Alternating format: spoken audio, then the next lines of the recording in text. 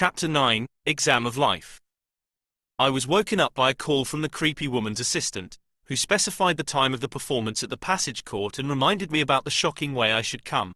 I said I would come as I was. The girl did not agree, so I proposed them as a compromise option to write and cast spells instead of me.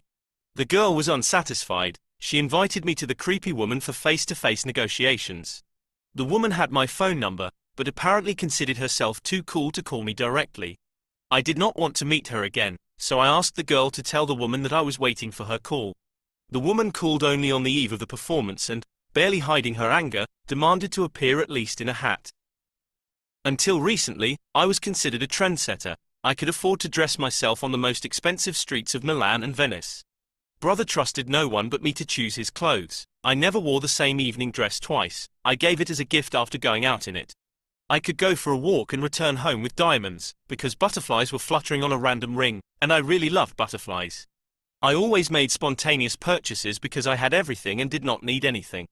However, I did not attach any importance to clothes, rings and other decorative nonsense, because I looked at people through their bodies and expected the same in return.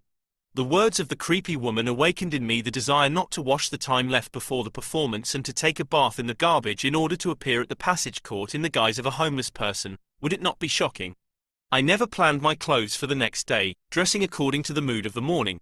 However, I wanted to come to the Passage Court in the dress of my official initiation into the spellcasters. The man who was not had barely touched my back then, but I immortalized his touch in my dress spell.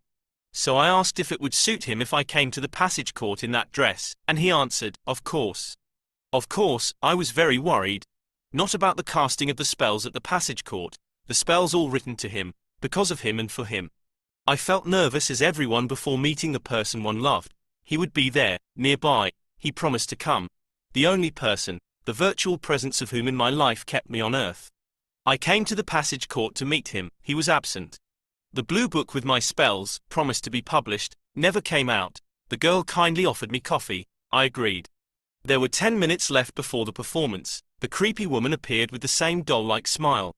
Rolling her eyes languidly, she burst into exclamation to the entire Passage Court, theatrically holding out her hand to me. Oh, thank you. For what? I asked, trying to restrain myself and, as always, already knowing the answer in advance. You did as I had asked and came looking like this, she replied. I am always looking like this, I said calmly and turned away. First, you cast spells for half an hour, then questions. By the way, have you brought a list of questions for me to ask you?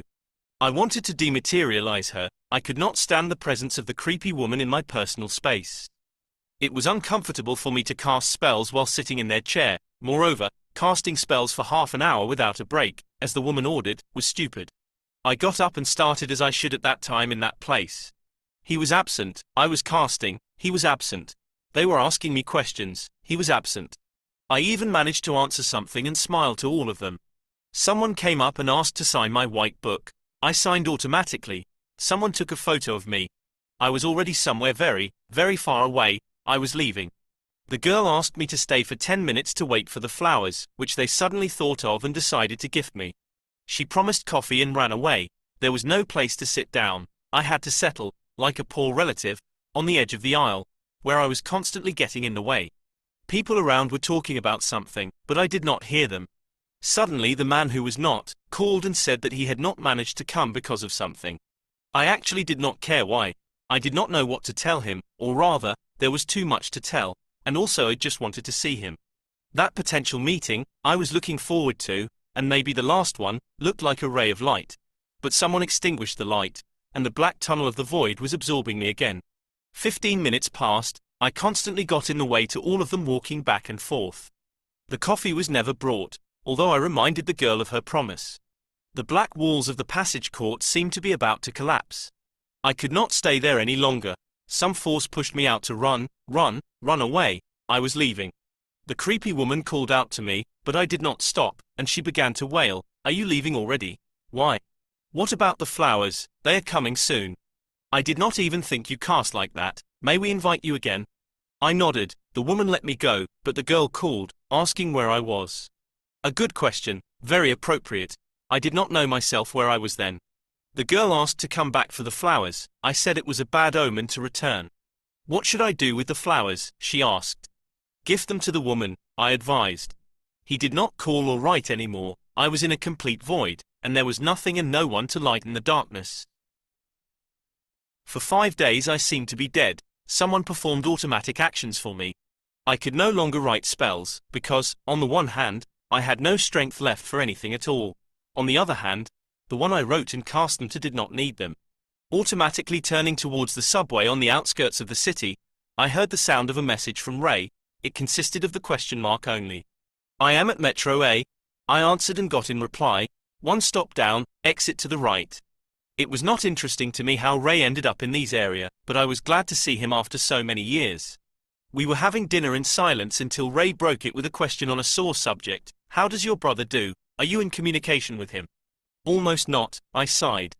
I accepted them both for who they were. However, brother could not communicate with Ray. Moreover, the pathological tendency of Ray towards black magic. Ray was a very powerful magician, although no one could not say that from his appearance. They were the same age, but, unlike brother, who played business, Ray played black magic, professionally and constantly, just as he constantly played with his own life and death. Anyhow, it was Ray who taught me to play with time and space. He artificially created extreme situations, setting, at first glance, absolutely impossible tasks, but I ended up completing them. Every time I scolded him for such experiments, feeling like a guinea pig, and he laughed. It was Ray who, by uttering a simple phrase, suddenly made me understand what love is. Love meant life for me, and the absence of love meant death. Because love gave me the strength to live, I had never realized the real love essence before meeting Ray. It turns out that love is when you accept your loved one as one is, without any exceptions and without setting any conditions.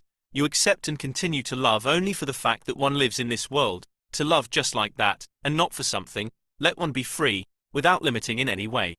You are happy that you can see your loved one, to talk even silently, and you are grateful to the higher forces for the fact that this person exists in your life no matter as who. Besides the fact that Ray had unique abilities to connect to the universe astral database, he was fluent in hypnosis and neuro-linguistic programming techniques. I often witnessed how he, masterfully playing words, confused people completely, splitting their consciousness into many small pieces, and no one understood what was actually happening. Ray brilliantly manipulated the consciousness of others, but exclusively within the framework of black magic, and as a result, paid for his game. Life constantly put him on the threshold of death. For a long time, I tried to hold Ray energetically and began to die myself. Once he sadly stated, 2 polar magicians of equal power cannot stay together, one of them must die. What are you going to do? Ray asked, feeling everything happening to me. Otherwise he would hardly have happened nearby then. I have to give into the world what I know from the category of practical magic, white one. Well, as for me, Ray spoke as usual, in broken phrases that could be understood only by those who read minds and not listened to words. I interrupted him with a question, the answer to which would let me know whether Ray's plan involved white or black magic. Ray sighed heavily. I shook my head sadly. You barely survived then. Ray drove me to the subway. We sat in the car hugging in silence. We both did not care who had been present in the other's life all these years. Do you know where I have been? I recalled my trip to a haunted place suddenly, and Ray laughed, instantly scanning me. All those people were so funny and strange. They asked stupid questions. One of them was a murderous maniac, and I got scared. Why do others see nothing? It's all written all on his face. You see it, Alice, and I do, but are all people like us? He said, stroking my hair. I don't want anything else. Emptiness, tell me, Ray suddenly asked quietly and somehow compassionately, inviting me to tell about the man who was not, I had never mentioned before, at least out loud. I am tired of the void too. I need him to be near, somewhere, somehow. Him. Do you understand? What do you see about me? Tell me. Ray shook his head negatively and again stroked me so tenderly as once upon a time, the same September, when I had been at the edge of the abyss as well. So I did not want to think about anything, and I fell somewhere again. Closing my eyes, pressing my cheek to his cheek, fell somewhere where there were no thoughts, but the music of tenderness was playing. Time stopped, the world stopped. Well, I will go, I said, abruptly tearing myself away from his cheek when a very beautiful, but sad song sounded on the radio. You had short hair then, he sighed. I got out of the car and walked a few meters. He beeped to me. I turned around. For some reason, like many people, he did not like that I never turned around when leaving. Ray waved at me. I did not know when I would see him the next time or if I would ever see him again alive. In the evening, I received a call from the most important society of spellcasters with an urgent request to find portraits of the most famous spellcasters of the Silver Age and put them in frames. I had to paint in the appropriate silver color, in order to hang them in the end in the central office. My soul shrank as I remembered that some of the spellcasters had hung themselves. I tried not to think about death, but less than in a day I got a call from a small community of spellcasters. I was asked to urgently send my spells to a collective book dedicated to Sergei Yesenin, and I shuddered involuntarily. At the same time, I had to release my own book on the topic of spellcaster and suicide called Dance With Me in the Window, with dedication to Marina Tsvetaeva. Death was wandering somewhere nearby. Rereading Yesenin, I entered the flow. Everything merged together. Their feeling of hopelessness, my loneliness and absolute darkness, I seemed to feel the same they had once felt. For several days, while in the flow, I wrote spells, trying in vain to return to earth. Standing on the edge of the abyss, I thought that I lived in a huge city with a lot of people. They surrounded me everywhere. In the subway, on the streets, in shops, cafes, offices.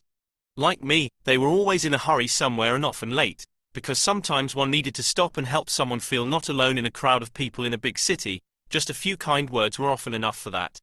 Many people argue about the Silver Age spellcasters, whether they really left on their own. Read what they wrote in their last years. Isn't it obvious that they were already more there than here?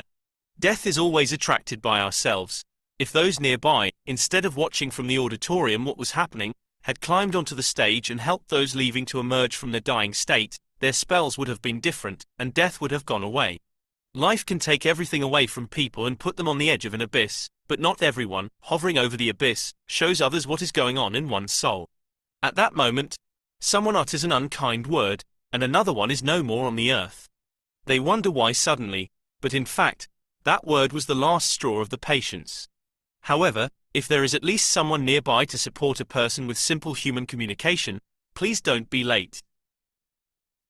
I used to open my personal email about once a month because I communicated with everyone through my office box. When another one once a month came, I discovered a letter of a stranger sent to me 3 weeks before. As I read his suicide note addressed to me, my heart sank closer to my heels, and the feeling of guilt came up to my throat and eyes. He wrote it in an absolute calm manner, like someone who had already decided everything for himself. No cries, no emotions, no accusations of anyone. Not even a story about why in fact the person decided to leave. The stranger said that he had read my spells having by chance run upon them on the internet, and he felt that I had passed through fire, water and copper pipes, so I would understand and not judge him. He did not ask me for help, just said goodbye to our world through the letter addressed to me. Of course, I immediately wrote an answer, but I knew that I was late. I cursed myself for opening my email once a month. Perhaps I could hold the stranger, and until now, even though everyone says that I am not an employee of the rescue service, the feeling of guilt lives in my subconscious, periodically surfacing. The next morning on the subway, I ran into an ex-classmate who, after graduating from school, had taught me theory at driving course and recommended the best teacher of driving practice, an instructor. A bright man of about 50, he used to joke kindly when I knocked down some sticks, trying to imitate driving into a virtual garage in reverse. When the practice course was over, my ex-classmate taught me the rules of the license-getting game with the flirting name Get Me. Actually, everything you need to receive from someone in this world is subject to approximately the same rules. Sharing the latest news, my ex-classmate suddenly became gloomy and said that the instructor had left by his own. I did not even believe it at first.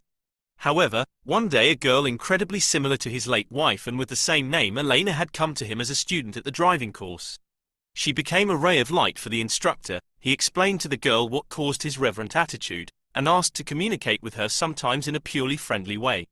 Elena laughed at him and left his life forever. Considering himself unworthy of communication, the instructor decided to leave his life as well. I wrote a spell about the spellcasters leaving for another reality, unable to pass the exam of life, and I could not help but send it to the man who was not. His answer killed me. Meanwhile, it would be better to be glad that your body with its 9 holes is intact, that you did not get the fate of being deaf, blind or lame, that you have a human appearance. Why grumble against heavens? Go away. I was standing on the ground at that moment, but if I had been at home, I would have gone out the window.